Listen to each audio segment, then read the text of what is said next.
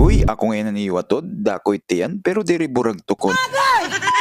Mapagpalang araw na naman sa inyo mga atod, panibagong araw, panibagong customer na naman mga atod. Agoy! Ngayong araw, abri na naman ang ating barbershop. Bali ginugupitan ko nga pala si Sir Sek. Nag-request siya sa akin, nagupitan siya dahil mahaba na daw yung buhok niya. Kaya't hindi na ako nagdalawang isip pa mga atod at agad ko naman itong sinunggaban. Porbida! Siyempre, maning kamo titiyo atod, kay kailangan kita magpakabuhi. Hindi tayo pwede mag-uro-arte mga atod, kay dito nakasalalay aton mga pangarap. Agoy! Sa mga ganito talagang panahon, kailangan tayong maging flexible. At dahil mahirap lang tayo mga tod, kailangan tayong mag-extra pakabuhi. At kailangang maging matibay ako dahil dugong waray kaya to. Pastilan. Kaya shoutout dyan sa mga waray-waray. Nganig siya shoutout ko ngayon gihapan mga maghusay hantan awan, nganan maghusay gihapon han Mayor Galete. Agoy! Nandiri pwede kalimtan kundi ako nagdako. Han akon ngayon